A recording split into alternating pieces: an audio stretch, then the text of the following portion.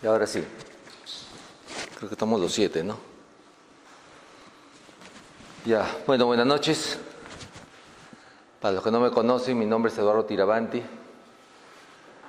Soy ingeniero mecánico de la Pontificia Universidad Católica y vengo trabajando en eficiencia energética hace más de 20 años.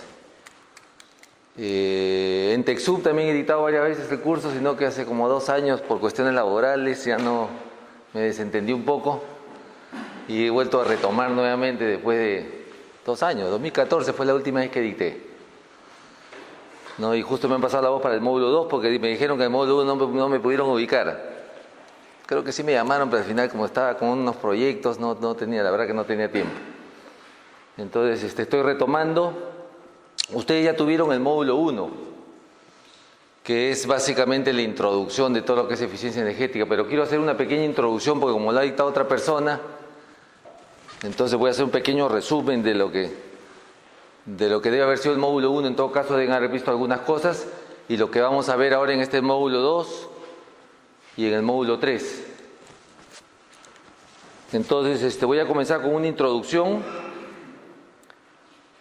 de lo que en teoría se debió ver en el anterior módulo. ¿No? Básicamente este curso se diseñó hace varios años, bueno, yo lo diseñé en realidad porque se iba a dictar un curso y me dijeron, ya a ver, ¿cómo quieres dictarlo? Bueno, 3 módulos y más o menos se diseñó en 3 módulos con la idea de tratar de tocar todos los temas que se refieren a la eficiencia energética. Entonces esta diapositiva un poquito me sirve para explicar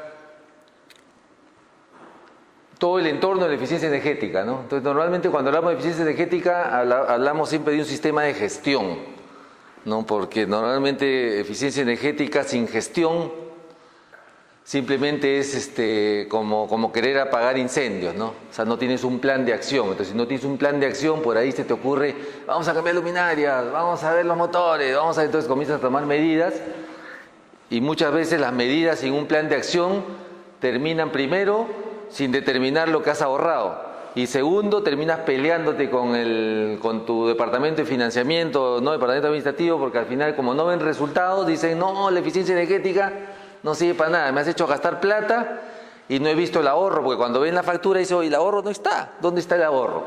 Entonces muchos proyectos de eficiencia energética, vamos a ver que es un proyecto, muchas veces no se ven en la facturación. ¿Por qué no se ven en la facturación? No es porque no se ahorre, sino que son proyectos específicos que la única manera de cuantificarlo es haciendo un seguimiento en la inversión que se ha hecho. Y ahí nos va a llevar a un tema de monitoreo. Entonces, resumiendo, tenemos, ahí he tratado de resumir más o menos los puntos principales que engloban un sistema de gestión de eficiencia energética, ¿no? El punto central es la auditoría energética eléctrica. ¿Por qué ese punto central? Porque es donde yo evalúo el estado actual, si es que es la auditoría inicial, o evalúo cómo voy avanzando si son auditorías de seguimiento. Por eso que lo pongo acá como punto central. Entonces cuando yo decido, hoy ya quiero implementar un sistema de gestión de eficiencia energética en mi empresa, lo primero que tengo que hacer es mi evaluación de estado actual, cómo me encuentro, ¿no? Para que a partir de ahí ya yo poder saber cuál va a ser mi plan y de ahí comenzar a desarrollarlo.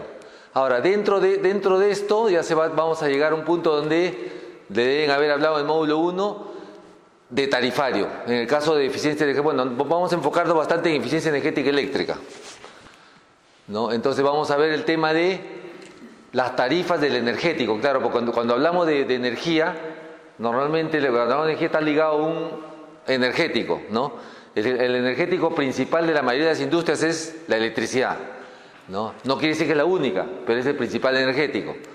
Entonces cuando hablamos de energía eléctrica hablamos de tarifario eléctrico, porque normalmente cuando yo tengo un energético, tengo alguien que me lo provee, aunque también puedo autogenerarlo, pero normalmente tengo alguien que me lo provee.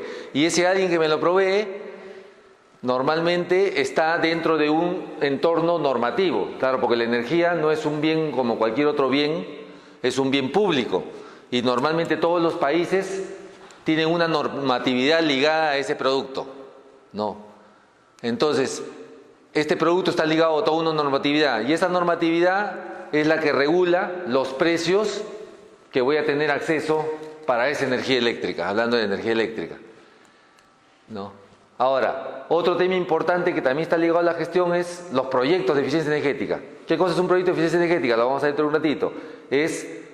En resumida cuenta, es ubicar un desperdicio de energía, ¿no? Entonces, ubico un desperdicio de energía y lo desarrollo para ver cómo lo anulo.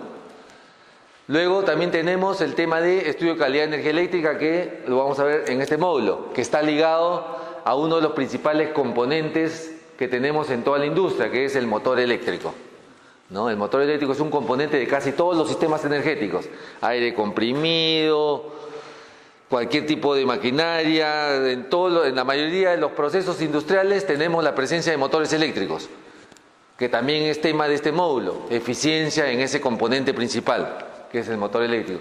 Y esa eficiencia en el motor eléctrico está ligado a lo que es también la calidad de la energía eléctrica, también lo vamos a ver, ¿no? Que está ligado a la compensación de energía reactiva, que también es un proyecto, es un proyecto de eficiencia energética, compensar la energía reactiva.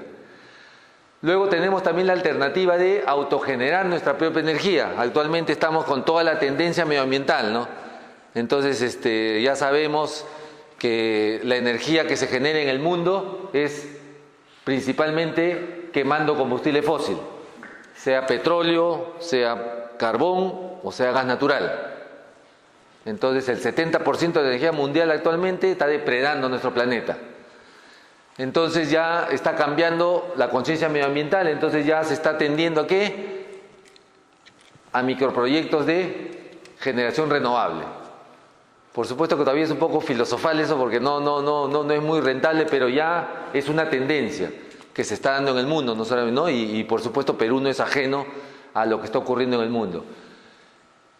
Y también está ligado a todo lo que es gestión de monitoreo y control de cargas. O sea, siempre hay un dicho que yo digo, bueno, cada vez que visito a un cliente o cuando doy una clase, no se puede administrar lo que no se mide.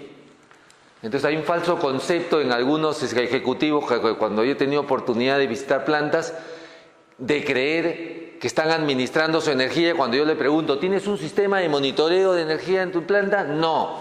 Entonces no puedes administrar. Y por supuesto vienen argumentos como que mi planta es plana, yo trabajo 24 horas y eso no tiene nada que ver con el consumo eléctrico.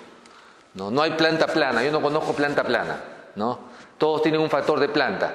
Hay factores de planta del 90%, hay factores del 80% y del 70%. Después vamos a ver lo que es el factor de planta o factor de carga o factor de utilización. Bueno, hay varios conceptos, ¿no? Que al final es lo mismo.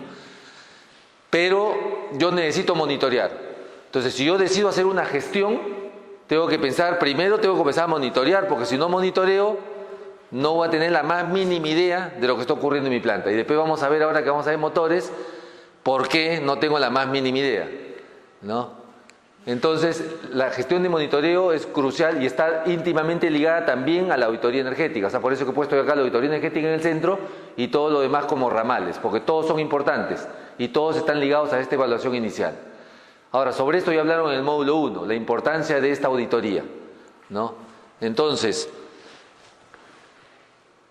viendo eso, ya llegamos al otro punto que también deben haber escuchado. No sé si ya lo han escuchado, la norma ISO 50001. Aunque todavía no está muy voceada, ya mucha gente ya, por lo menos, ISO 50001 ya sabe de qué se trata. No sé cuántos de ustedes saben de qué se trata, de repente algunos recién se van a enterar. Esta es una norma que salió el 2011, ahí está la palabrita, 2011, ya estamos en 2018, o sea, han pasado 7 años. Y por supuesto en el Perú todavía solamente alguna gran transnacional ha aplicado esta norma, los demás todavía simplemente están esperando que la ola llegue al Perú, no siempre el Perú llega al final, la resaca de la ola. Entonces, básicamente como todo sistema de gestión, así como hay ISO 9001, hay ISO 14001 para medio ambiente y hay un montón de ISO para seguridad. Entonces ya salió el ISO para la energía, la gestión energética, gestión de eficiencia energética. Ese es el ISO 50001, que es similar a la mayoría de los sistemas de gestión. Acá justo tenemos un ex AENOR, ¿no? Entonces AENOR es una certificadora, por ejemplo, ligada a todo lo que es las normas ISO, sino que actualmente todavía la ISO 50000 pues no ha calado, se dice, no ha calado mucho en la industria peruana, no hay todavía una necesidad de hacerlo, ¿no? En otros países del mundo ya está agarrando viada. Entonces, pero esto básicamente es importante porque cuando yo les hablé de no se puede hacer eficiencia energética si no implementamos un sistema de gestión, ¿no? Como todo proceso, antes era igual para la calidad, me acuerdo. ¿Por qué salió el ISO 9001 de calidad? Porque se necesitaba un sistema de gestión que garantice la calidad en la industria. Igual, se necesita un sistema de gestión para garantizar la eficiencia energética de cualquier empresa. Esa es la ISO 50001, ¿no? Que se lo pongo acá como introducción, pero ya ustedes después pueden ir curioseando el tema. Y como vamos a ver motores eléctricos y vamos a ver compensación de energía reactiva, entonces es importante saber que esos componentes, en este caso los motores eléctricos, son consumidores de electricidad. Y al ser consumidores de electricidad, van a hacer que la empresa facture por esos consumos. Entonces, si nosotros pensamos en eficiencia energética de motores, le vamos a llegar a un punto y decimos, no, este motor quiero que sea más eficiente. ¿Y cómo va a lograr que sea más eficiente? Que consuma menos energía. ¿Y cuál va a ser la resultante? Pagar menos. Al final es el tema. Entonces, cuando llegamos al punto que queremos pagar menos, entonces está ligado, entonces esto tiene una tarifa, ¿no? Entonces yo cuando desarrollo un proyecto donde voy a mejorar una eficiencia de un motor, yo lo que voy a querer, ¿qué cosa es? Es reducir la cantidad de kilowatt-hora que me consume ese motor. ¿Y por qué voy a querer eso? Porque cada kilowatt-hora tiene un costo, ¿no? Que está ligado a lo que les hablé antes, que en toda una normatividad. Entonces quiero hacer una introducción pequeñita de esto que ya de repente lo han visto en el módulo 1, ¿no? Todo esto está englobado en una estructura. En todos los países sucede esto, no solamente en Perú. Hay una estructura del suministro de electricidad. Este es un paradigma que comenzó con Tesla, ¿no? Nikola Tesla, cuando descubrió la electricidad alterna. Y por supuesto, ¿qué pasó en esa época? Se situaron las grandes centrales en las afueras de las ciudades, ¿no? ¿Y a raíz de qué fue eso? A raíz de la corriente alterna, porque la corriente directa no podía transportar grandes cargas, ¿no? La corriente directa sirvió para la pelea que hubo entre Tesla y, ¿cómo se llama? Benjamín, ¿no? Franklin, ¿no? Que tenía el tema de la corriente continua. Ustedes saben que en la historia hubo una guerra entre corriente continua y corriente alterna, ¿no? Se hicieron la guerra. Lo que no se sabía en ese momento es que eran necesarias las dos. Y actualmente tenemos las dos. La corriente directa para todo lo que es pequeñas potencias y la corriente alterna para todo lo que es grandes potencias y poderlas trasladar de un lugar a otro. Entonces ahí nació el paradigma tradicional donde ¿dónde me sitúo? Me sitúo mis plantas en las afueras de las ciudades, ¿no? En la bocatoma de los ríos y así, en zonas alejadas. Entonces, ahí están las empresas generadoras. Entonces, ¿qué hace la empresa generadora? Genera electricidad, ¿no? Simplemente transforma energía mecánica en energía eléctrica. ¿Descubrimiento de quién? De Tesla, ¿no? Entonces, esa electricidad generada genera grandes cargas. Entonces, no se puede trasladar a bajo voltaje. Entonces, ¿qué se hacía? Se transforma, a la salida de los generadores, se transformaba para elevar las tensiones. Ahora se está, creo que hasta 550 kilovoltios, creo que están los sistemas de transmisión. Entonces, se eleva el voltaje, ¿para qué? Para poder transportar pequeñas corrientes. Y se lleva mediante los sistemas de transmisión a los centros de distribución. Entonces tenemos las empresas generadoras, tenemos las empresas que invierten en transportar esa energía desde las generadoras hasta los centros de distribución. Y luego ya en los centros de distribución ya tenemos las empresas distribuidoras que se encargan de llevar a todos los usuarios, sea industriales o sea residenciales. Entonces, estos tres grupos de empresas generan un costo. Y por supuesto, en economía y en energía no hay pastel gratis. Ese costo, ¿quién lo asume? El usuario, ¿no? Lo cual es lógico, pues, uno tiene que pagar por lo que usa. Entonces, el costo se despieza entonces en tres niveles. Tenemos el costo de generación, tenemos el costo de transmisión, que es un peaje, Y tenemos el costo de distribución, que también se le llama peaje. Peaje de distribución, peaje de transmisión y la generación. Dicho eso, entonces ya tenemos cómo se factura al usuario final. Entonces, por supuesto que todo esto está normado. Cada país tiene su propia normatividad que nos dice, oye, ¿cómo vamos a regular este tema? Porque es un bien público. Entonces, en el Perú se dieron las normas ¿para qué? Para tener dos mercados. El mercado libre y el mercado regulado. ¿Por qué dos mercados? En el mundo también es así. ¿Por qué? El usuario pequeño, como es un bien público, tiene poca posibilidad de negociar precios. Entonces, si lo dejas en un mercado de libertad de precios, simplemente no va a poder con el mercado libre. Entonces, una parte del mercado, entonces dijo, el Estado dice, perfecto, entonces a todos los pequeños mejor regulamos para que tengan una tarifa de tal manera de que no puedan estar sujetos a esas variaciones por ser clientes pequeños. Entonces tenemos el mercado regulado. Y el mercado libre ya para los consumidores un poquito más grandes, que en teoría y en un mercado de competencia pueden negociar libremente sus tarifas. Pero el Estado tiene que asegurarse que haya un mercado de competencia, lo cual no había hace algunos años. Cuando nació este tema del mercado libre, era un mercado monopólico, donde no había mucha posibilidad de negociar buenos precios. Entonces, ¿qué pasaba? Que muchas industrias estaban con precios por encima del mercado regulado. Con el transcurrir de los años, el escenario cambió, ¿no? Producto de varios factores. Uno de esos factores es que la oferta de electricidad está más arriba que la demanda. Entonces, al tener un diferencial entre oferta y demanda, ¿qué ocurre? Los precios caen. Entonces, actualmente estamos en un escenario donde el mercado libre es interesante para los clientes. Yo esto lo dictaba hace 4 años y era todo lo contrario, no, hace 5 años. Entonces, yo en ese momento me acuerdo cuando decía esto, decía, oye, un ratito, estamos en un mercado monopólico y lamentablemente los usuarios medianos no tienen mucha capacidad de negociación. Entonces ahí la tendencia es, oye, mejor trate de mantenerte como sea en el mercado regulado. ¿Por qué? Porque si te salías al mercado libre, en un mercado monopólico no tenías cómo negociar buenos precios y terminabas pagando por encima del mercado regulado. Ese escenario ya cambió y actualmente ya podemos salir a negociar tarifas libres, ¿no? Con la seguridad que una buena negociación me va a permitir pagar menos de lo que paga el mercado regulado. Esa es la idea de ese cliente libre. Porque si yo voy a salirme al cliente libre para pagar más que el regulado es una locura, ¿no? Entonces ya se puede hacer eso. Entonces muchas empresas ahora están migrando de mercado, del mercado regulado al mercado libre. Simplemente tienen que cumplir la condición. Ahora, ¿cuál es esa condición? Ya se la habían heredado, me imagino, en el módulo 1.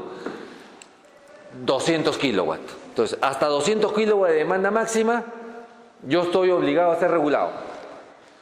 Por encima de 200 kilowatts, yo puedo decidir libremente si paso a regulado o paso a libre, hasta 2500. Entonces, yo tengo una franja de demanda donde el usuario decide, si consigo una buena negociación, me paso a libre. Si no, me quedo en regulado, ¿no? Entonces, ahora, por supuesto que ahora en el escenario actual, hay un mercado para que el que es regulado migre al libre. ¿Por qué? Porque los precios están bien competitivos. Hay varias generadoras que se pelean los clientes, entonces se puede conseguir buenos precios. Entonces, en este escenario, los que nos dedicamos a la asesoría o a la consultoría en eficiencia energética, estamos ayudando a los clientes ¿a qué? A migrar del mercado regulado al mercado libre. ¿Y para qué? Para que logren un ahorro. Se están logrando ahorros del 15, 20, 25% sobre el mercado regulado. Entonces, eso es una ventaja. Ahora, por supuesto que eso es una coyuntura. ¿Hasta cuánto va a durar? Me preguntan algunos clientes. No se sabe. Ahorita está, hay que hacerlo. Dentro de 5 años, ¿qué pasará? Nadie lo sabe. Pueden haber tendencias. Sí, dime. ¿El mercado libre dijo mayor a 200 hasta cuándo? De 200 a 2500. Porque es un mercado de libre albedrío. O sea, libre albedrío, ¿qué significa? Que a los clientes no los obligas a pasar a uno a otro. O sea, el cliente va a decidir si lo hago o no lo hago. De 2500 para arriba, sí es el mercado libre obligatorio, ¿no? Entonces, ¿Y por qué de 200 a 2.500? Porque ahí está la gran masa de clientes. Hay una gran masa de clientes que van a depender de qué, de cómo está el mercado. Si ahorita la oferta está por encima, la demanda está bien abajo. Entonces, ¿por qué? Ahora, ¿por qué se dio eso? Porque, bueno, como ustedes saben, se congelaron un montón de proyectos mineros. Entonces, ¿qué pasó? Se hizo un montón de inversión para nuevas generadoras, pensando en estos proyectos mineros. Los proyectos mineros entraron al congelador. Entonces, ¿qué quedó? Quedó oferta acá y demanda abajo. Entonces, eso ha hecho que el mercado esté con precios bajos. Entonces, los generadores comienzan a pelearse los precios. No, pero eso no va a ocurrir siempre. Entonces, ¿qué pasa si cambia? Entonces, yo, por ejemplo, soy un cliente de 1.500 kilos. Ahorita aprovecho mi contrato libre. Pero, ¿qué pasa? Mi contrato de repente vence el 2022. Una vez que llega el 2022, de repente el escenario cambia. De repente ya comienzan a entrar todos los proyectos mineros. De repente ya tenemos una oferta y demanda bien ajustada. ¿Qué va a pasar en ese momento? Los precios se van a disparar. Entonces, ¿qué puedo hacer en ese momento? Yo, cliente chiquito, 1.500, pregunto allá, nadie me quiere atender. Entonces, ¿qué hago? Me vuelvo al regulado. Claro, porque nadie va a querer pagar por encima del regulado, entonces me vuelvo al regulado. Entonces, por eso es que se ha dado una franja entre clientes medianos y pequeños para que, de acuerdo como está el mercado, decidan si son libres o son regulados. Ahorita hay que ser libre. En el 2022, ¿cómo será? Esperemos que siga igual. Seguimos libres, pero si no, me vuelvo regulado. Entonces la norma, por ejemplo, dice, tú puedes cambiar de condición, pero eso sí, tienes que permanecer 3 años en esa condición. Mínimo. Entonces, ahora, por ejemplo, si alguien cambia de condición a libre, entonces pues tiene que permanecer 3 años. Dentro de 3 años, termina su contrato y dice, ahora, ¿cómo está el mercado? Pucha, está complicado, de repente que sale a negociar y ¿qué pasa? Pucha, los precios se han disparado. Y resulta que hago mi comparación, oye, esto está peor que regulado, ¿qué hago? Me vuelvo. ¿No? Claro, 3 años. O sea, tú cambias de condición y no puedes salirte al siguiente año. O sea, entonces eso te lleva a que tienes que hacer un contrato de suministro mínimo por 3. ¿No? Entonces yo particularmente a mis clientes los estoy llevando siempre a contratos a 3 años. ¿Por qué no más? Porque también es amarrarte a algo que el mercado eléctrico va variando. Entonces periodos largos de contrato pueden ser perjudiciales. Entonces es preferible, sobre todo si es un cliente medianito. Ahora, si eres una minera de repente de 20, 30 megas, bueno, ahí sí puedes negociar de repente un contrato a largo plazo, ¿no? Pero si eres un clientito de 1.5, de 1.8, o sea, para electricidad 1.8 eres un clientito, es uno más del montón, ¿no? Claro, hasta 2.5 eres uno más del montón. Hay un montón de empresas que están en ese nivel. Ya por encima de 2.5 ya es más selecto, ¿no? 9 megas, 8 megas, ya la minería, por ejemplo, normalmente está por encima de los 15, 20, 30, 50. Entonces, ese es otro mercado ya, ese es otro mercado. Entonces, ese mercado ya puede negociar mejores precios, o sea, son más mayoristas, pues, ¿no? Ahora, lo cual no garantiza de que hagan buenas negociaciones, porque yo me he encontrado también con gente grande que está en unas negociaciones paupérrimas, ¿no? Porque este es un tema especializado. Entonces, ¿qué ocurre? A veces la gente dice, no, mi abogado es un especialista en esto. El abogado puede ser especialista en leyes, pero no tiene ningún tipo de especialidad en eficiencia energética. Sí. Sí, justamente ahí iba. Imagínese usted que tiene ahí una planta, una empresa que tiene, vamos a decir, 2 megas nada más, Ya. quiere negociar como cliente libre. Entonces, claro, tiene sus ingenieros de planta, Claro. pero también puede contratar a un consultor. Claro. ¿Cuál es lo más recomendable para que haga una buena negociación? Debería contratar a una consultoría con experiencia, ¿no? También eso pasa, porque ahorita tú sabes que en todo mercado ya me he encontrado con gente, ahorita varios negociadores, en mi época no había nadie negociando y ahora 1, 2, 3, todo el mundo dijo, como el negocio está bonito, te pones a negociar. Pero hay que ver el currículum, ¿no? ¿Y cuántos años tienes en este tema? ¿No? Comencé el año pasado, ese pata va a negociar pésimo, ¿no? No tiene experiencia, pues, tú tienes que tener experiencia, tienes que tener know-how, tienes que haber negociado varios clientes. Claro, porque la única manera en electricidad de hacer una buena negociación es que el mercado te conozca. Entonces tú ya has negociado precios con muchos clientes, entonces simplemente vas a seguir negociando buenos precios con los nuevos. Pero si sales al mercado, por ejemplo, un mercado, a veces hay clientes que me dicen, oye, ¿yo puedo negociar solo? Sí, puedes negociar solo. Pero ¿qué vas a enfrentarte? Es como, yo siempre pongo un ejemplo bien concreto, mira, para que me escuches el ejemplo. Es como, claro, es como decir, ya, tú quieres entrar a una jaula de un león hambriento.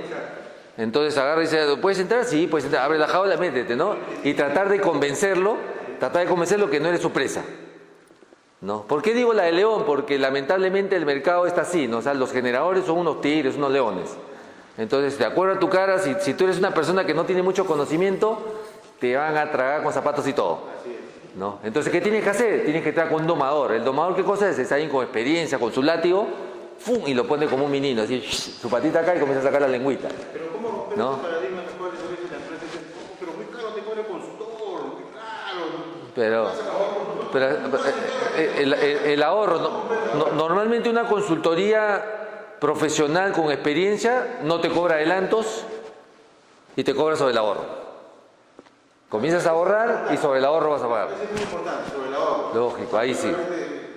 Claro, o sea, el que está seguro de lo que va a hacer no necesita adelantos. Yo, por ejemplo, en mi empresa no cobro adelantos. Yo no cobro adelantos. Yo te digo, yo no te cobro nada. Es más, hay clientes que a veces estamos cerrando y recién van a comenzar a facturar el próximo año en abril. No, yo no necesito adelanto. Yo cierro, te negocio, te saco el precio y en el mes que comiencen tus ahorros, ahí sí me comienzas a pagar. Ahí sí me comienzas a pagar. Y por supuesto del mismo ahorro sale al final del monto. Ahora, hay clientes que a veces inclusive se arañan, no quieren pagar nada. Bueno, si no quieren pagar nada, entonces métete. Pero ¿qué pasa? Después me encuentro a los años, porque yo hace años que vengo haciendo esto. A veces me encuentro a los años con un cliente y veo, a ver, ¿cómo está? Te han dado vuelta. ¿Por qué? Porque el mercado de repente estaba en ese momento en 26, 27, 28 de megawatt-hora y han cerrado en 31, en 32 o en 33.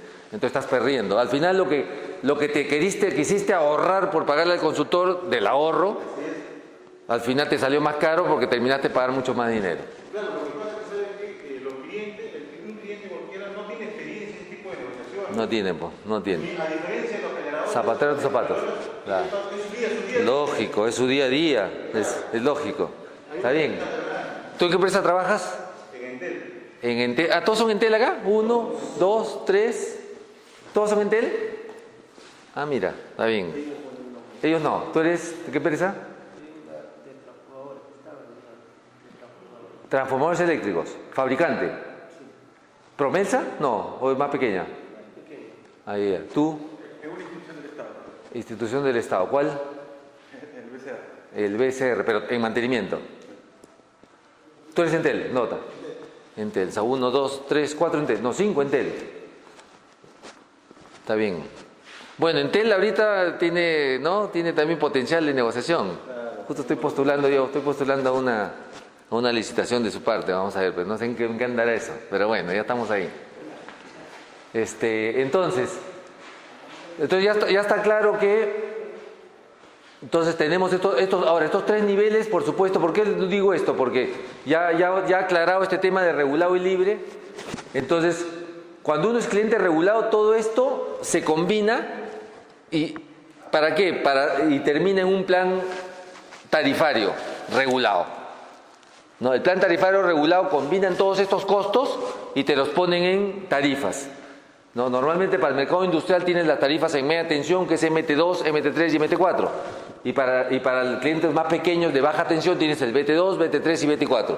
Y de ahí viene la masa de residenciales, pero BT5A, BT5B y todo lo que, bueno, que no es tema ahorita de este curso porque estamos dirigidos más al tema industrial y comercial. Ahora, de igual manera, cuando ya pasamos a ser cliente libre, entonces ya tenemos ya estos tres niveles bien identificados. ¿Por qué?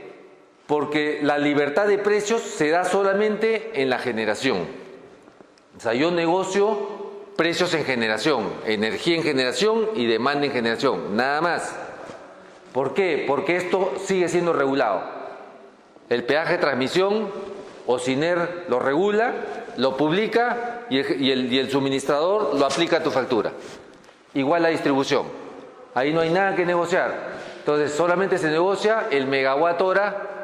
Normalmente el megawatt hora de energía es lo que se está negociando, porque la demanda ya como que se está estilando, simplemente la barra de generación, eso es lo que cobran los generadores. Entonces ahí no hay mucho que negociar. Pero el megawatt hora de generación, eso es lo que se está negociando actualmente. Entonces trata de sacar un precio bajo. Y por supuesto también se negocia la modalidad de cobro, ¿no? La demanda máxima se puede cobrar de diferentes maneras dependiendo de qué me convenga más, si es demanda coincidente, si es demanda registrada, y dependiendo de qué me convenga. Ahora, ¿qué cosa va a depender de que yo decida qué me conviene? Más o menos conocer la costumbre de consumo. Por ejemplo, un Entel es oficina administrativa, normalmente las oficinas. Entonces, una cosa es oficinas administrativas y otra cosa es una industria. Entonces, en base a eso, ¿por qué? Porque muchas veces la industria puede controlar, por ejemplo, lo que consume en hora punta, pero a veces hay negocios que no pueden controlar mucho eso. Entonces, en base a eso te llevaría a que, entonces, ¿qué me conviene negociar? ¿No? Y otros factores más que, bueno, ahorita no es tema de lo que vamos a ver, pero seguramente vamos a irlo conversando poco a poco. Entonces, estos tres niveles están claramente identificados y, por supuesto, cuando uno es cliente libre, esos tres niveles van a aparecer en mi facturación: generación, transmisión y distribución. Dime. Sí, una consulta, después ese ejemplo, imagínense que esa casita es de la empresa, la casita rojita. Acá, ¿ya? Y anteriormente le vendía Luz del Sur. ¿No? Claro, lógico. Es el distribuidor. Así, el distribuidor le vendía. Ya. Ahora usted ya ha pasado a ser cliente libre y ha hecho un contrato con una Ya. generadora que está ya en Chosica, la generadora en Chosica, que la vende energía, pero sin embargo, para que la generadora le entregue la energía a su planta, tiene que pasar por la red. ¿Cómo es ese proceso así de forma básica? Ya. Sin uso de la red ajena, ¿no? Está buena tu pregunta, justo iba a llevar a eso. Y es un paradigma también que mucha gente no entiende. Primero, esto está regulado. Entonces, ¿qué significa que está regulado? Que el sistema, hay un sistema interconectado nacional. O sea, ya en algún momento se ha ido invirtiendo diferentes empresas con ayuda del Estado, con licitaciones, y se tiene toda una red en todo el Perú. Eso se llama el sistema interconectado nacional. Entonces, ese sistema interconectado tiene estos tres componentes. Cada componente tiene su propia responsabilidad y ha ganado una concesión o tiene un permiso para hacer lo que tiene que hacer. Entonces, las generadoras están generando electricidad y están, ¿no? Ahora no generan y entregan hacia el libre albedrío. Están generando y están dentro del COES. El COES es el organismo que administra toda esta distribución de la energía, ¿no? Ellos son los que tienen cuál ha sido la demanda del país y toda la información necesaria para que esto se lleve de una manera correcta. Y por supuesto tenemos al ente regulador, que es el OSINERMIN. El OSINERMIN es el ente que está ahí vigilando que se cumpla la normatividad y que cada empresa cumpla con su responsabilidad, porque las empresas no son dueñas del sistema interconectado. El sistema interconectado es un sistema, es más, las redes de luz, que administra Luz del Sur no son de Luz del Sur.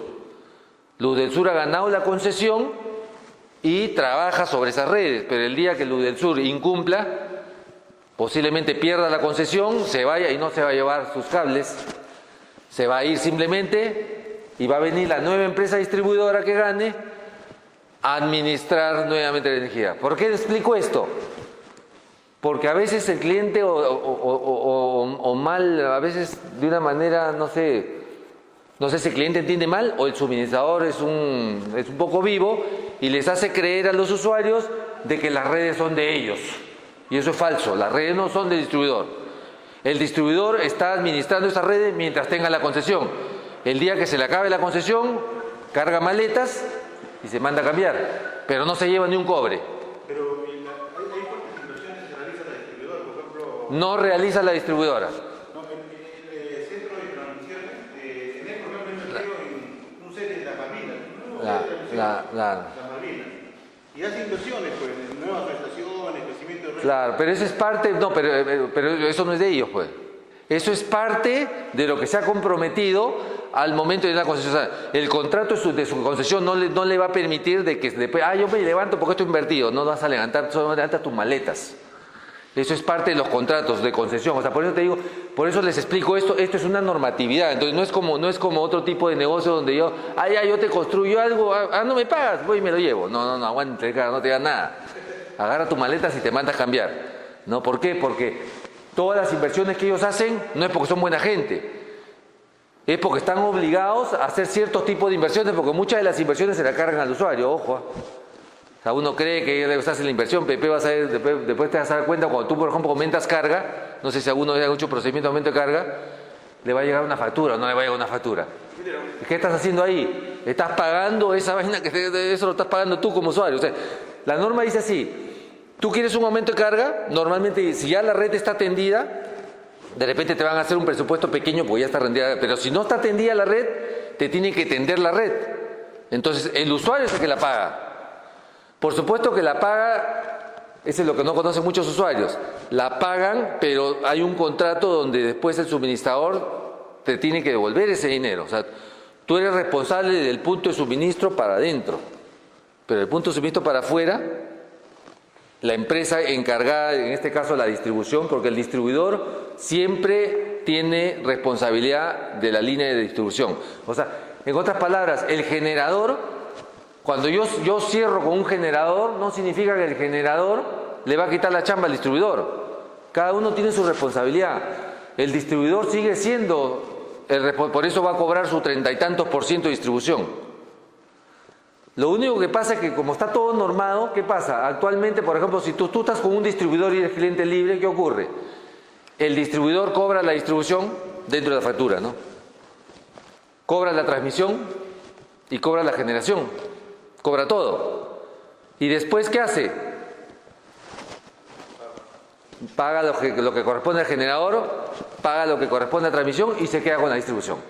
Ahora, ¿qué pasa cuando yo, cliente libre, firmo con un generador? Para facilitar el tema, la norma dice, oye, entonces no te van a estar facturando varias empresas. Entonces, si yo cierro con el generador me factura. Por eso es que la factura viene despesada. Entonces, ¿qué hace el generador? Le paga al distribuidor, le paga al transmisor, con tu plata, por supuesto, y se queda con lo que le corresponde, que es la generación. ¿No? Todo está normado. Entonces no significa, por esa gente que tiene miedo, oye, pero si yo cambio, entonces el distribuidor me va a cortar la energía. No, ¿cómo que te va a cortar? No te corta nada.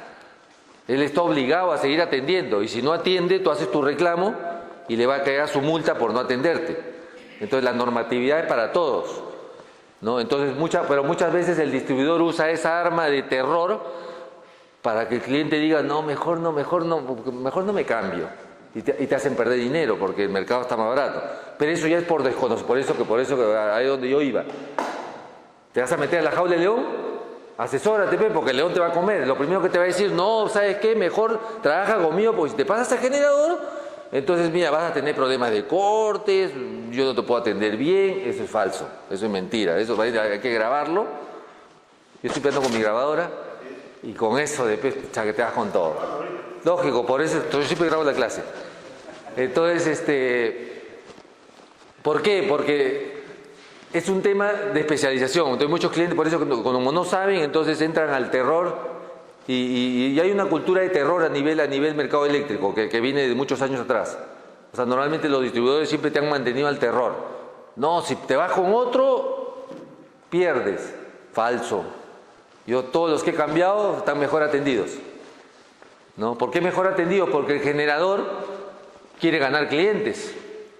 Entonces te va a ayudar, vas a tener más una ayuda adicional aparte del consultor, porque normalmente una buena consultoría normalmente, al menos yo ya tengo años en esto, normalmente si yo entro en una consultoría, yo no entro solamente a negociar y abandonarte, o sea, yo entro a negociar y acompañarte durante todo el periodo.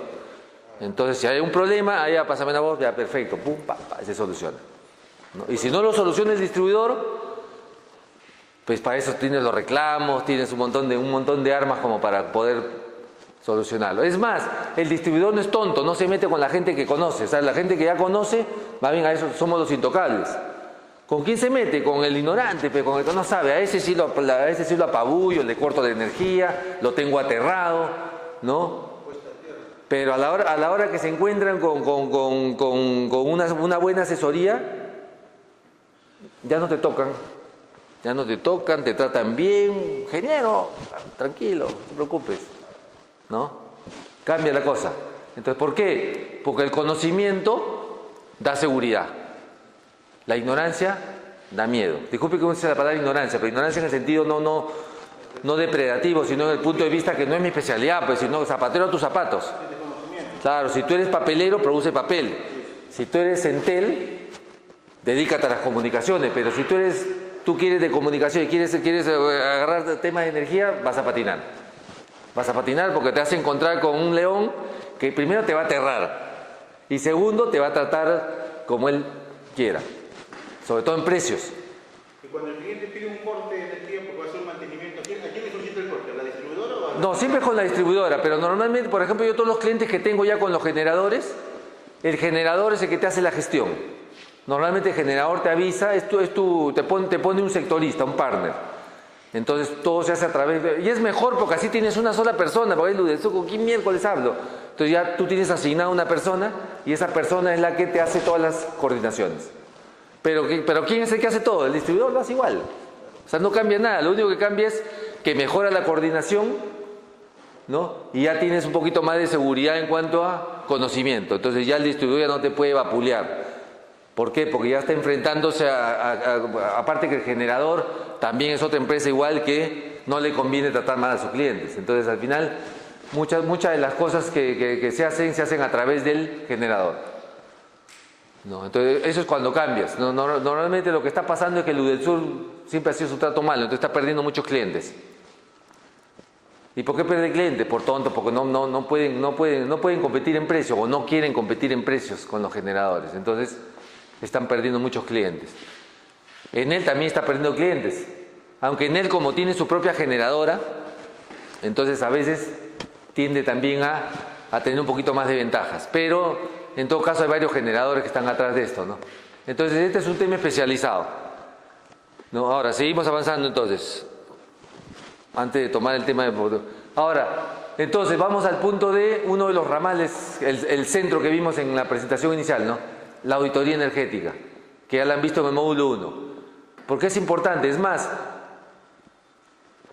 para una buena negociación normalmente hay que hacer una evaluación, que a veces no se puede hacer la evaluación porque no, ya hay que hacer la negociación, pero de todas maneras, por ejemplo, a partir de las facturas eléctricas, ¿no? Por lo menos, claro, ¿por qué son importantes las facturas eléctricas?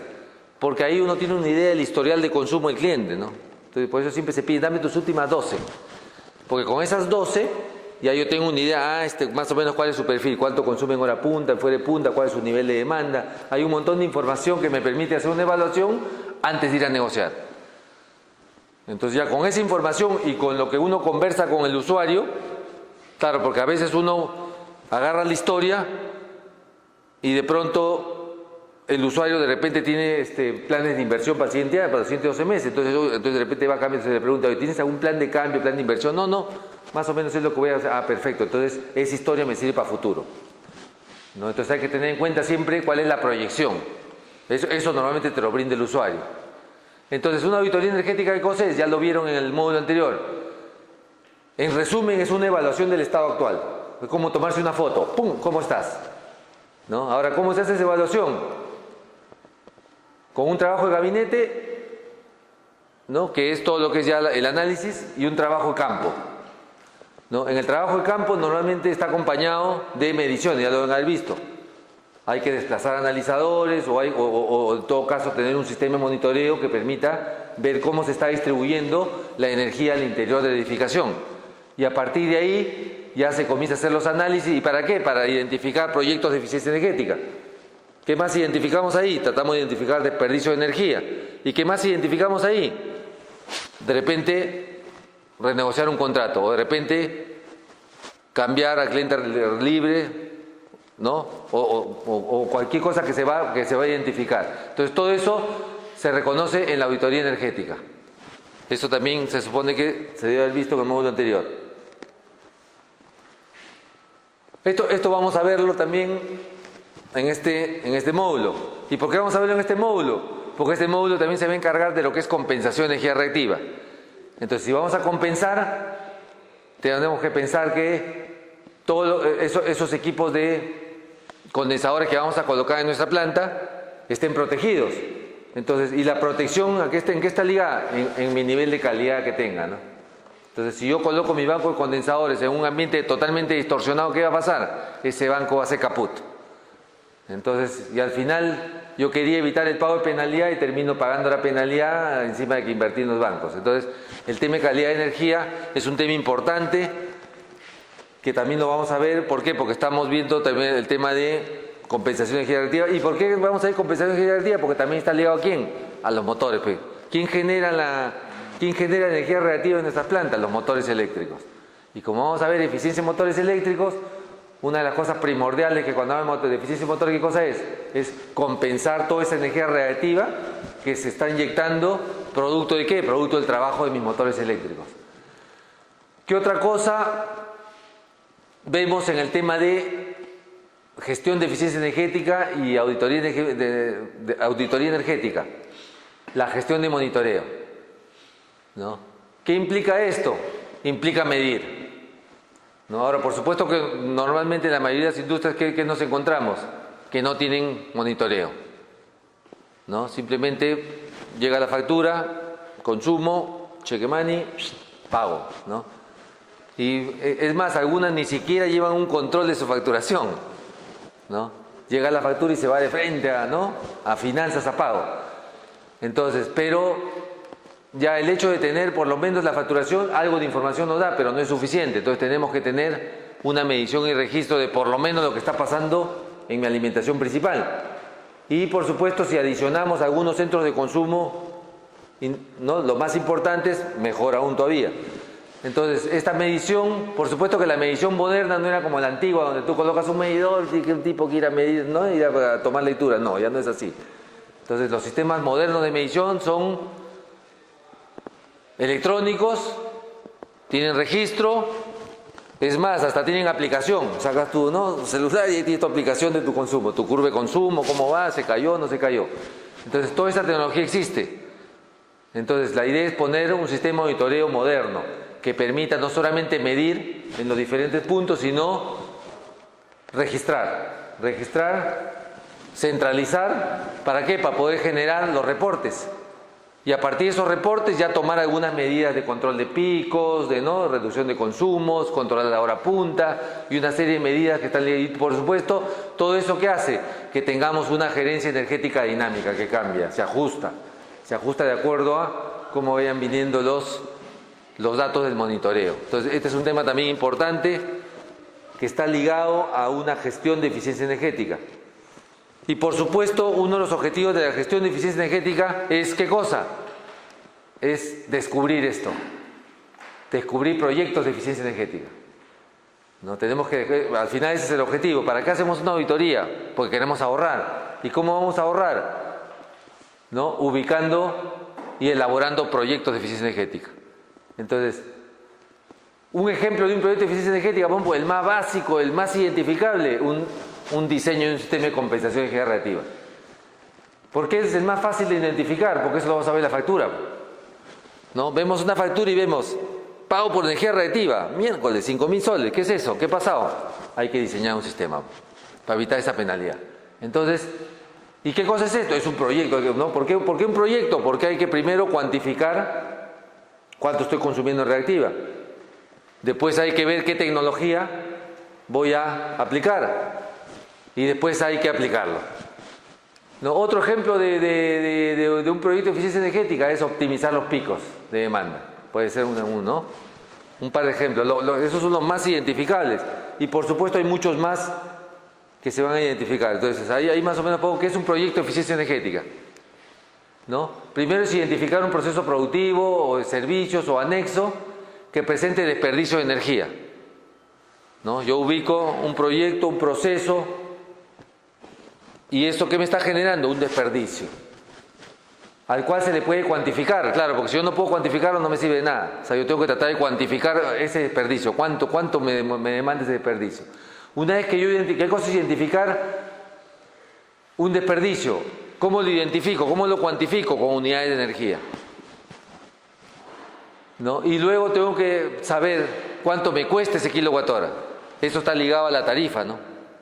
¿Por qué? Porque yo ya sé cuánto estoy cobrando, ya sé que soy cliente libre o cliente regulado, entonces sé cuánto me cuesta cada kilowatt hora. Entonces, a partir de ese conocimiento y sabiendo cuántos kilowatt hora estoy desperdiciando, yo sé cuánto estoy perdiendo dinero.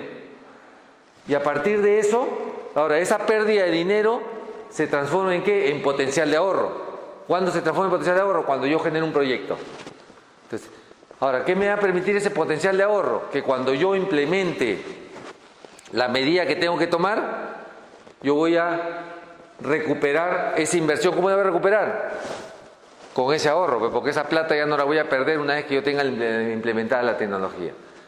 Y por supuesto todo esto se hace evaluando pues el proyecto no solamente la parte técnica, sino también la parte económica. Eso es en resumen más o menos los pasos a seguir una implementación de un proyecto de eficiencia energética, ¿no? 1, identificarlo, por supuesto. Lo primero, ¿no? Tiene que identificarse. Si no lo identificas, no puedes trabajarlo. Entonces hay que identificar dónde está ese desperdicio. Ahora, ¿cómo se identifica? Mucha observación y medición, ¿no? Por ejemplo, acá, ¿no? Mediante la observación, la supervisión y la medición del factor de carga. Después vamos a ver qué cosa es esto. Cuando veamos motores vamos a ver lo que es el factor de carga. Luego que yo lo identifico, ¿qué hago? Lo tengo que cuantificar. Entonces lo cuantifico. Que también vamos a ver con los motores un ejemplo de cómo lo vamos a cuantificar. Luego de identificarlo y de cuantificarlo, ¿qué tengo que hacer? Tengo que buscar alternativas tecnológicas que me permitan aplacar ese desperdicio. Muchas veces no podemos totalmente anularlo, pero sí disminuirlo. Luego que ya tenemos identificada la tecnología, tenemos que cuantificar también esa inversión, ¿no? Claro, supongamos, si es un banco de condensadores, tengo que ver proveedores, tengo que ver precios, Siemens, Circutor, ¿no? De tal manera de poder invertir. Una vez que yo ya tengo cuantificada esa tecnología, ya tengo que hacer un análisis técnico-económico de esas alternativas para ver cuál es la más viable y cuál es la más económica.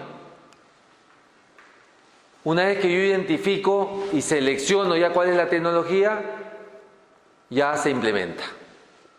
No, perdón, antes de implementar tengo que hacer, por favor, elaborar el proyecto, elaboro el informe, en ese informe ya tengo que ¿no? presentar cuánto es el desperdicio, cuánto es lo que voy a invertir y tengo que hacer un análisis económico. ¿Por qué? Porque yo tengo una inversión, tengo un desperdicio que va a ser el recupero, entonces tengo un flujo de fondos y eso lo transformo ¿en qué? En un pequeño informe económico que me permita saber cuál es la rentabilidad de ese proyecto. ¿Por qué tengo que hacer eso? Porque de mi bolsillo no va a salir la plata. Entonces, ¿a quién tengo que convencer? ¿Al departamento de finanzas o al departamento administrativo? ¿Y ese departamento cuál es el lenguaje de esos bandidos? Rentabilidad, plata. ¿No? Si le vas a pedir plata, ellos quieren saber, oye, ¿para qué? ¿No? ¿Y esa plata cómo la voy a recuperar? Entonces, por eso que... Ahora, lo bueno de estos proyectos de eficiencia energética es que se recuperan en el tiempo, a diferencia de otro tipo de inversiones que muchas veces no se recuperan. Esta sí se recupera.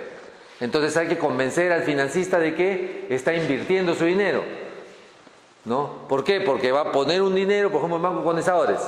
Si hablamos de un proyecto de compensación, va a poner el dinero para el banco, pero ¿qué va a pasar después? Va a dejar de pagar esa penalidad. Y por supuesto, una vez que deje de pagar esa penalidad, ¿para qué va a servir? Para cubrir esa inversión. Ahora, eso no es de por vida, eso va a tener durante el periodo de recupero. Una vez que termine el periodo de recupero, ya todo lo demás viene directamente al bolsillo del usuario. Entonces, esos son los 5 puntos que normalmente tenemos que seguir para un proyecto, y que lo vamos a seguir en este caso vamos a ver motores. Entonces eso nos va a llevar a ¿qué? A buscar proyectos de eficiencia energética que permitan ¿qué? Mejorar la eficiencia en motores. Y donde trabajan, por supuesto. Entonces vamos a seguir esos 5 pasos.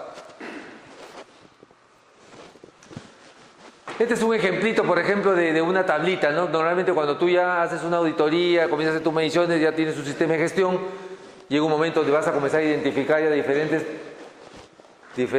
proyectos, ¿no? Entonces, y cada proyecto va a tener un ahorro anual, tanto en kilowatt-hora, en unidades de energía, como en dólares por año. Normalmente la mayoría de los proyectos de eficiencia energética se anualizan, ¿no? Yo voy a hacer una inversión y la voy a recuperar en 1 año, en 2 años, en 3 años, dependiendo del tipo de proyecto que sea. Entonces yo voy a tener un ahorro anual en energía, un ahorro anual, por supuesto, en dinero, en dólares o en soles. Voy a reducir una cantidad de toneladas también del medio ambiente, porque cada kilowatt-hora que yo reduzco, ¿no? Lo que estoy haciendo es reducir también kilos de CO2 que se emiten a la atmósfera. Entonces voy a reducir también emisiones voy a tener que invertir dinero en esa tecnología que me va a permitir lo que estamos tratando de planificar. Y por supuesto todo esto va a llevar a un análisis económico que va a tener una tasa interna de retorno y un valor actual neto, porque yo voy a invertir en el tiempo y en el tiempo lo voy a recuperar. Entonces, variables económicas. Esto por supuesto que lo saca una hoja Excel. Una vez que yo tengo mi flujo de fondos, simplemente me calcula cuál es el TIR y cuál es el BAN de esa inversión y por supuesto un retorno de la inversión. Esto es lo que importa mucho a veces a muchos financistas, ¿no? ¿En cuánto tiempo retorna mi inversión? Entonces, de acuerdo a eso, ya la gente de finanzas, por supuesto que esto es un resumen, ¿no? Esto va en un informe, con una memoria descriptiva donde vas a describir qué vas a hacer, ¿no? En qué consiste el desperdicio, cómo lo has cuantificado, luego en qué consiste la inversión, ¿no? Vas a acompañar de las hojas técnicas de lo que del equipamiento que vas a implementar y al final vas a terminar con una tablita económica que permita al financista decir, oye, pucha, que esto está bien rentable, ¿eh? Una TIR del 150%, miércoles, ya voy, y va, ¿no? Y luego viene ya el seguimiento. Una vez que implementas, ya viene el seguimiento de que esto se cumpla. ¿Quién es el más interesado en hacer seguimiento de que esto se cumpla? El que ha pedido la inversión, el usuario. Si no, para el siguiente proyecto te van a botar en el trasero y te van a botar en la oficina. O hasta depende, te botan de la chamba. Entonces, por eso es que el que hace gestión de eficiencia energética no solamente tiene que asegurarse de elaborar un proyecto, sino hacerle seguimiento cuando se implemente. ¿Y qué necesita para hacerle seguimiento? Medir, porque yo me he encontrado a veces con clientes que, oye, pero el ahorro no lo veo en la factura. Es que muchos proyectos no se ven en la factura, porque la factura pues engloba un montón de variables. Una variable, por ejemplo, es producir más, producir menos. Entonces, a veces, ¿qué pasa? Inviertes en algo y tú sabes que el financista a veces no es muy técnico, ¿no? Entonces él dice, oye, el mes de marzo ha venido con 200.000 y el mes de abril ya simplemente está con 250. Lo que no sabe es que la producción aumentó. Entonces, hay otras variables que hacen muchas veces que el consumo aumente, pero no tiene nada que ver con el proyecto que yo hice. Entonces, yo tengo que por eso asegurarme de hacer un monitoreo del proyecto que he hecho. Les pongo un ejemplo. Supongamos que tienen un sistema de aire comprimido del compresor, era un compresor antiguo y ustedes que van a cambiar por un compresor con un variador de velocidad moderno, con su pulmón y todo. Entonces, ¿qué va a pasar? Ustedes tienen que asegurarse primero de hacer una medición antes de hacer la medición. Entonces, yo coloco mi analizador unas 2 semanitas para medir la curva de consumo del sistema antes de. ¿Para qué? Para cuando yo implemente, hago la misma medición en 2 semanitas, también con las mismas condiciones. ¿Para qué? Para que refleje cuál es el ahorro en eso que he hecho ahí. Y a partir de ahí lo puedo cuantificar y puedo demostrar lo que se está ahorrando, ¿no? Y eso me va a servir, ¿para qué? Para el siguiente proyecto. Entonces el financista va a decir, ¡wow, qué buen ahorro! Entonces le vas a demostrar.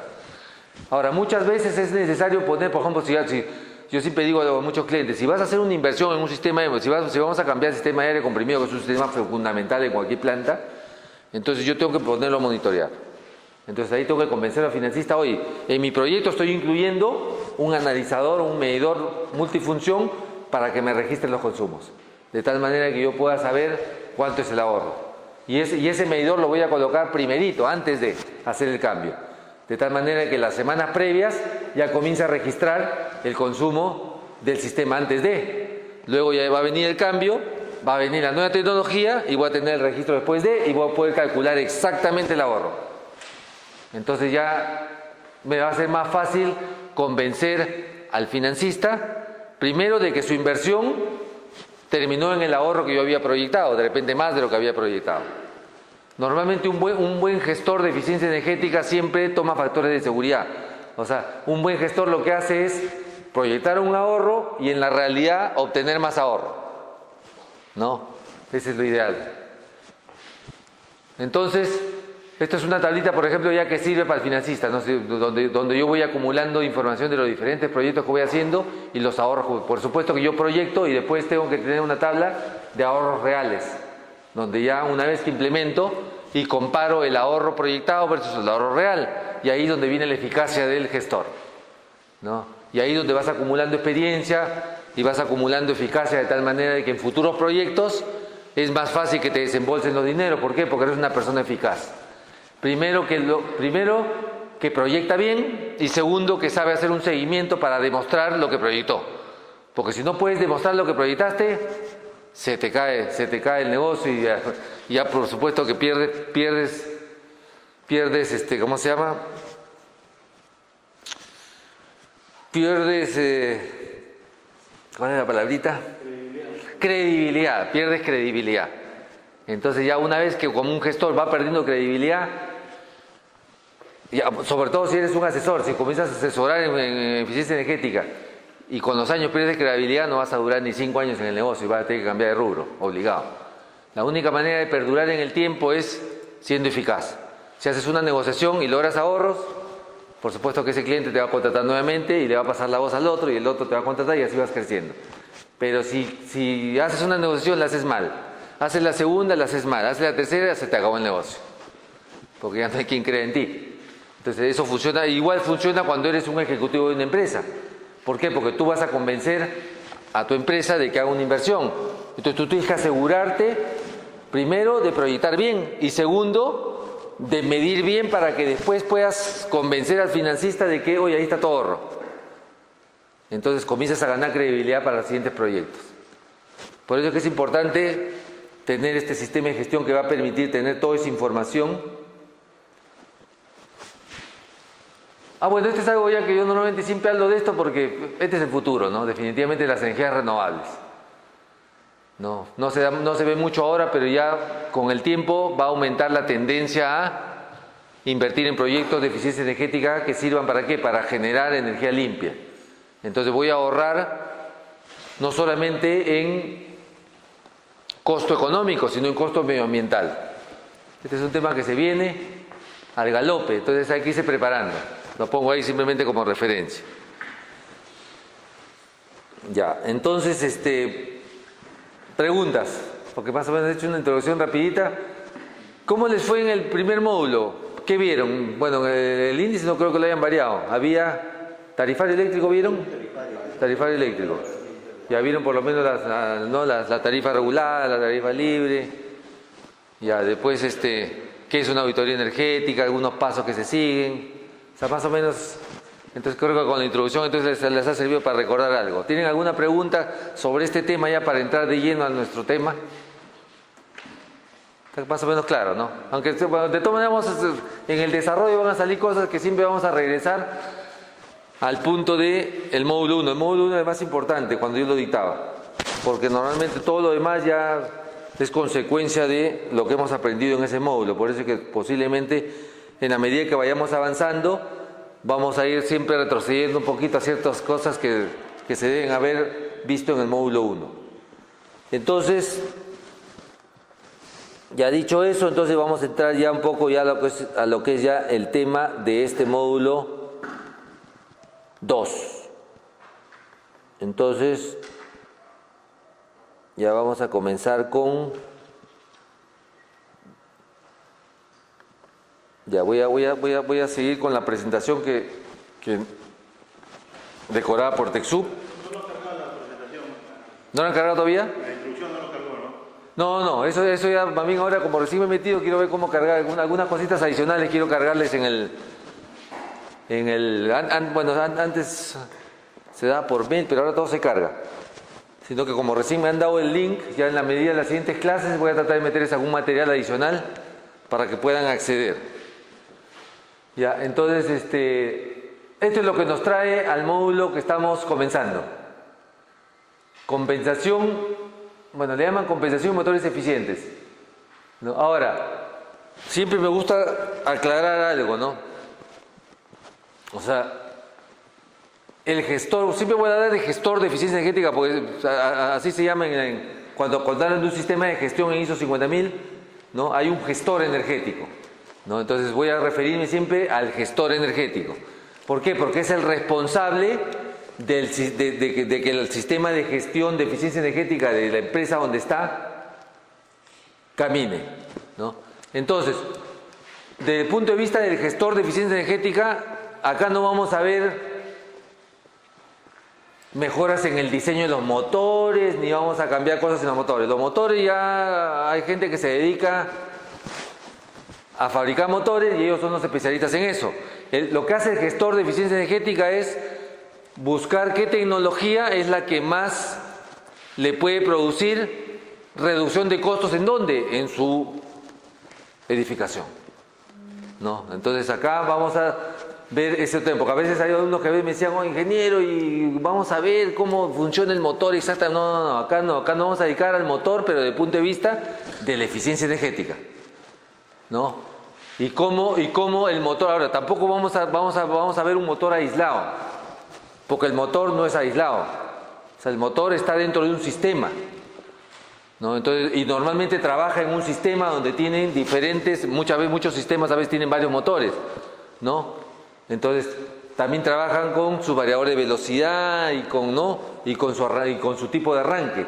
Entonces vamos a ver lo que es el motor, pero como parte de un sistema energético, ¿no? Entonces la palabrita sistema energético también la voy a usar bastante, ¿no? Porque es la función de un gestor. ¿Qué cosa hace un gestor energético? Hace evaluación de un sistema energético, ¿no? Y el motor eléctrico, por supuesto, es uno de los componentes principales de cualquier sistema energético, por eso que lo ponemos como motor eléctrico de eficiencia energética. Entonces, hecha esa introducción, ¿no? Parecen sus ojitos, ¿no? Qué loco, esta toma está buena, ¿no? Parece un ser vivo con sus ojitos.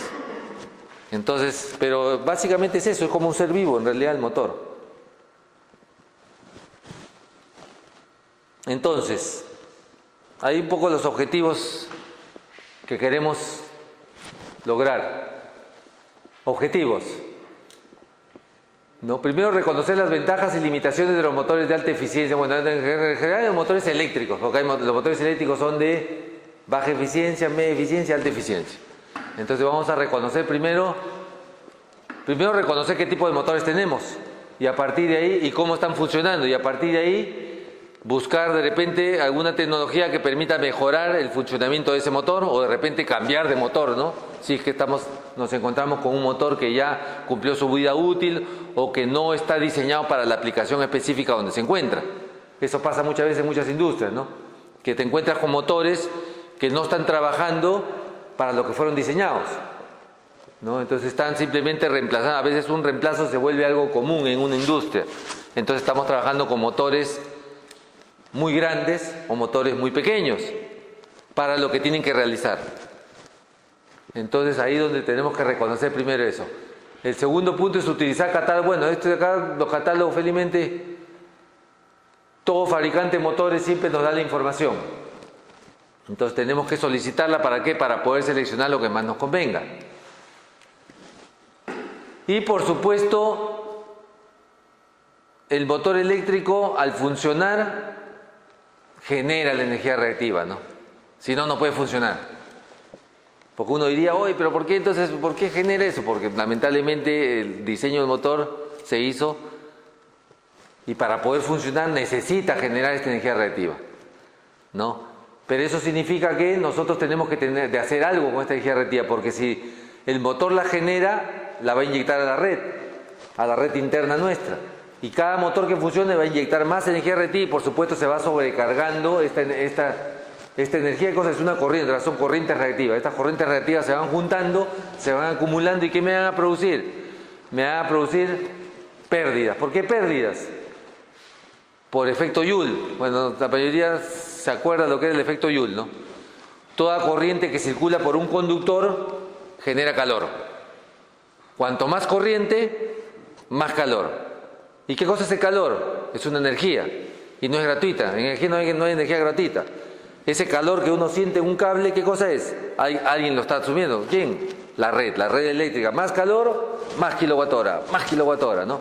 Entonces, si yo tengo muchas corrientes reactivas circulando por mi circuito, ¿qué va a ocurrir? Que voy a tener mucho calor. ¿Y ese calor qué va a hacer? Que la red me tenga que proporcionar más kilowatt hora. Claro, porque el usuario... Si tú ves un proceso funcionando, ¿qué significa? Que le está llegando la potencia que quiere, ¿no? Pero muchas veces, ¿qué pasa? Como tienes tanta potencia o tanta energía que se va a perder en el camino, entonces para que le llegue esa potencia, para que eso funcione, tienes que mandarle más energía de la fuente. ¿Por qué? Porque se tiene que perder en el camino. Porque si no le llega la energía que requiere, eso se va a plantar y no va a funcionar, ¿no? Entonces todo ese calor se va a transformar en kilowatt hora que estás perdiendo dinero. Entonces por eso que es importante el tema de compensación de energía cuando hablamos de funcionamiento de motores. Entonces, por eso es que después de esto de eficiencia de motores vamos a ver compensación generativa, y ahí nomás vamos a ver lo que es calidad de energía eléctrica, que también está ligado. Son los 3 temas que vamos a ver en este módulo, ¿no?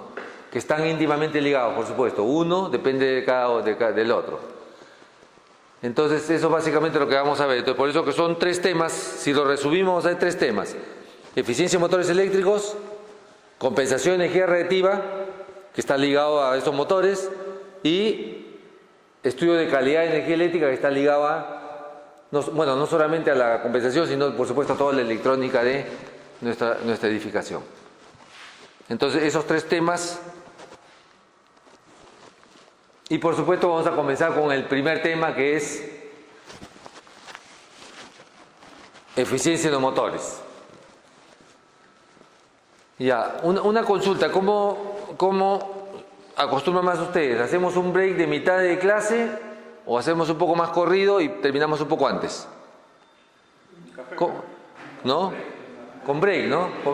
Con break. Ya, entonces espérate, si estamos hablando de 6:30, 7, 8, y de acá descansamos 10 minutitos. Sí, justo estamos en el momento, antes de agarrar este tema. Ya, entonces descansamos 10 minutitos para tomar un café. Son 10 para las 8, 8:05 comenzamos. 15 minutitos. Ya para arrancar, porque este ya es un tema nuevo.